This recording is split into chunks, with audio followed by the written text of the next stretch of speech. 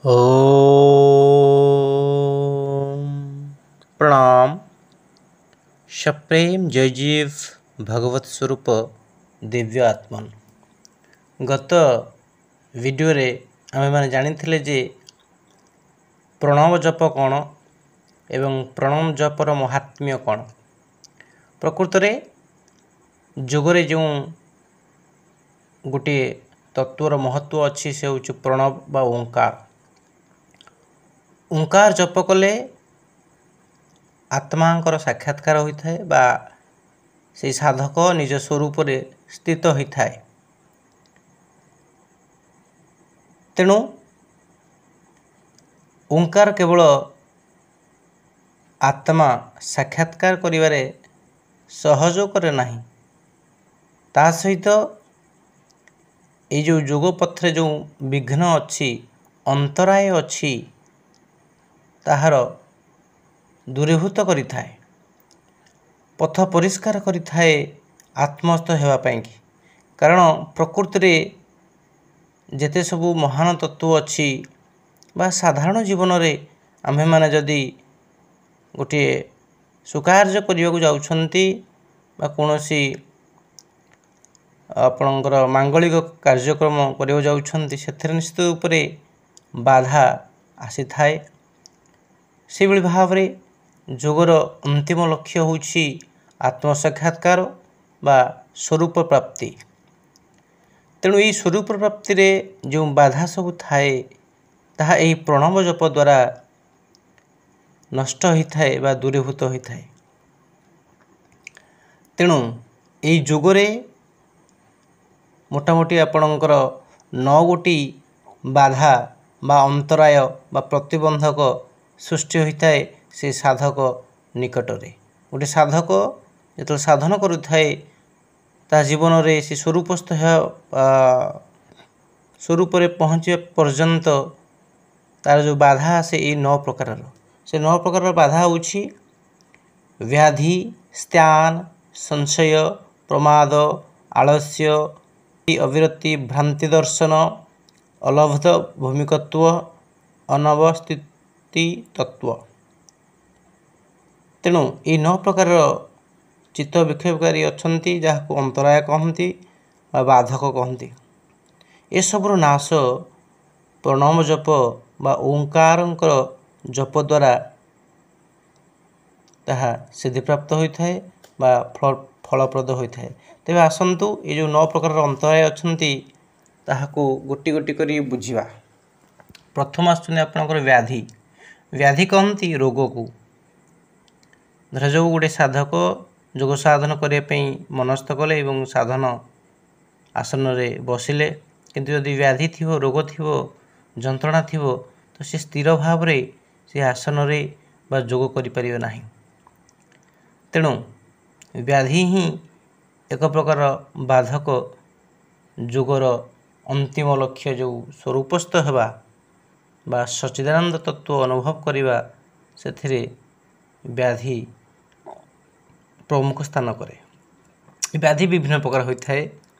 आपणकर शारीरिक भाव में धर मुंड बिंधु थाई पारे, ज्वर ही थाई पारे, दमा काश बा मनरे कोनोसी बड़ चिंता थाई पारे, कि अपमानित करिसेंती तार कुप्रभाव आपणक मन मस्तिष्क बा से साधकर मन मस्तिष्क घूरी उलुए। ये भाव में व्याधि निश्चित उपरे जोगर गोटे बाधक। द्वितीय आपण आसुचंती स्त्यान। स्त्यान क्या कहती ना, स्त्यान होउचंती आपणकर अनुत्साह उत्साह विहीन, श्रद्धा विहीन स्त्यान। प्रथम व्याधि आसला, रोग आसला, आप जो करें नहीं। तापर आस्ते स्त्यान अर्थ अनुत्साह, उत्साह विहीन। उत्साह यदि न आसला, श्रद्धा न आसला, ता द्वारा भी आपण स्वरूपस्थ हो पारे नहीं। तेणु सत्संग एवं स्वाध्याय और प्रणव जपरे स्त्यान नाश होता है। तापर आपण आसुचंती संशय। साधना काल रे मनुष्य को संशय बहुत हुए अर्थात सन्देह हुए हाथ को एमती रखी ना सेमती रखी यही आसन रे साधन करी ना से आसन साधन करी आपणकर ध्यान मुद्रा यहीपरी हम ना सेपरी हम प्रति कथार संशय उत्पन्न होता है आ संशयग्रस्त हेले साधक साधन छाड़ी दिए तेणु ये संशय भी एक प्रकार बाधक बा अंतराय ए सबू आपणकर प्रणव जपर नष्ट होता है ता सहित आत्मज्ञान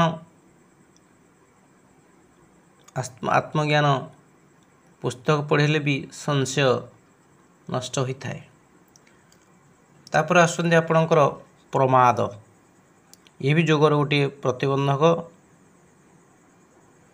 ये प्रमाद बा आलस्य प्रमादर अन्य नाम आलस्य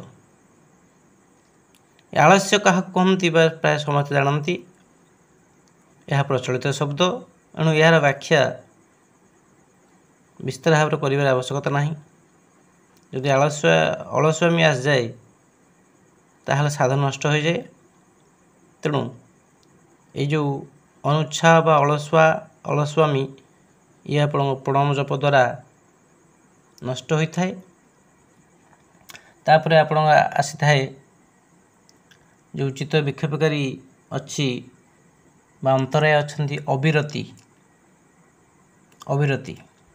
अविरतिर अर्थ होछि सांसारिक विषय को आसक्ति और जोगर विरक्ति को अर्थात इंद्रिय विषय प्रति आसक्ति एवं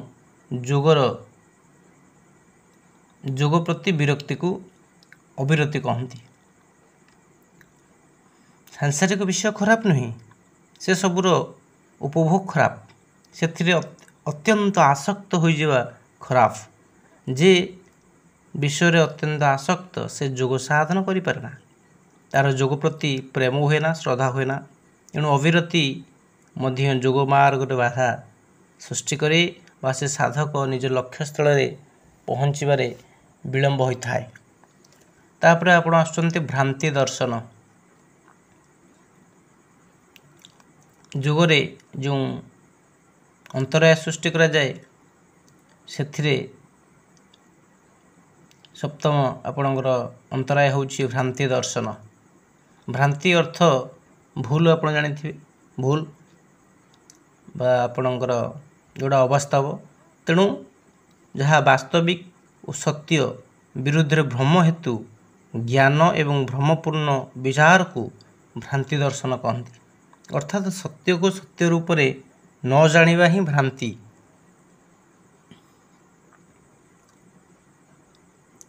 तेणु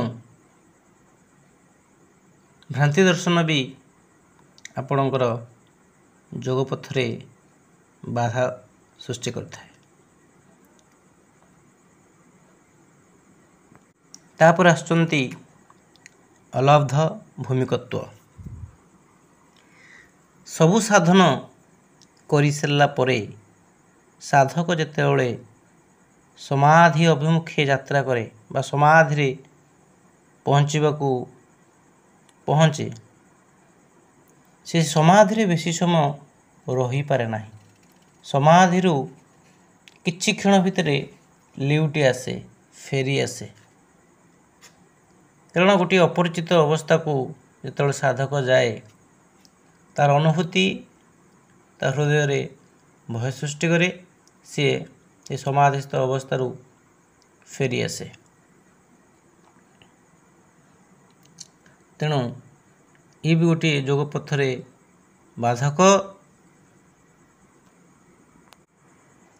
तेणु जो 9टी बाधक अच्छा ये से गोटे यहाँ अलभत भूमिकत्व कहती कारण समाधि से बेसी समय रही पारे ना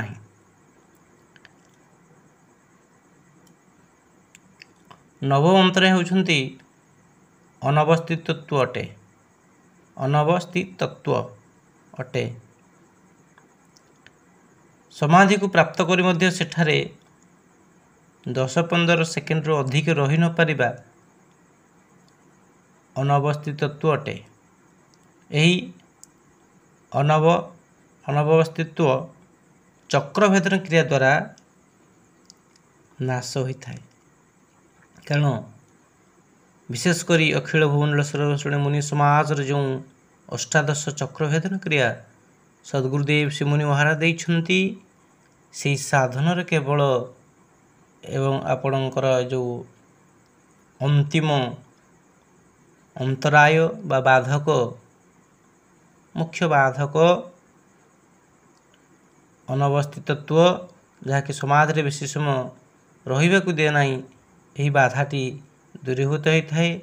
ଯୋଗୀ ସାଧନ କରିକି ସମାଧିସ୍ଥ ହୁଏ, ଦୀର୍ଘ ସମୟ ପର୍ଯ୍ୟନ୍ତ ସମାଧିସ୍ଥ ହୁଏ ବା ନିଜ ସ୍ୱରୂପରେ ସ୍ଥିତ ରୁହେ, ନିଜର ସଚ୍ଚିଦାନନ୍ଦ ରୂପରେ ସିଏ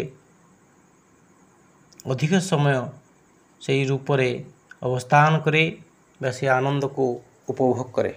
ତେଣୁ ପ୍ରଣବ ଜପର ଯେଉଁ ମାହାତ୍ମ୍ୟ ଅଛି ତାହା ତ ନିଶ୍ଚିତ ରୂପରେ ଆପଣମାନେ ଜାଣିସାରିଥିବେ ଏବଂ ସାଧକର ଲକ୍ଷ୍ୟସ୍ଥଳରେ ପହଞ୍ଚିବାରେ ପ୍ରଣବ ଜପ ବା ଓଁକାର କିଭଳି ଭାବରେ ସହଯୋଗ କରୁଛି ତାହା ଆପଣମାନେ ଜାଣିସାରିଥିବେ। ତେଣୁ ଆସନ୍ତୁ ପ୍ରକୃତରେ ମୁନି ସମାଜର ସାଧନକୁ ଆପଣେଇବା ଏବଂ ଯୋଗର ତଥା ଆଧ୍ୟାତ୍ମିକତାର ପ୍ରକୃତ ଅର୍ଥକୁ ବୁଝି ତାହାର ମହତ୍ତ୍ୱକୁ ନିଜ ଜୀବନରେ ଉପଯୋଗ କରି ନିଜ ଜୀବନକୁ ସାର୍ଥକ କରିବା। ଆଶା କରୁଛି ଆପଣମାନଙ୍କ ଆଧ୍ୟାତ୍ମିକ କ୍ଷେତ୍ରରେ ଅଗ୍ରଗତି କରନ୍ତୁ। ଏହି ଶୁଭ କାମନା କରି ବାଣୀକି ବିଶ୍ରାମ ଦେଉଛି। ପ୍ରଣାମ, ସପ୍ରେମ, ଜୟ ଜୀବ।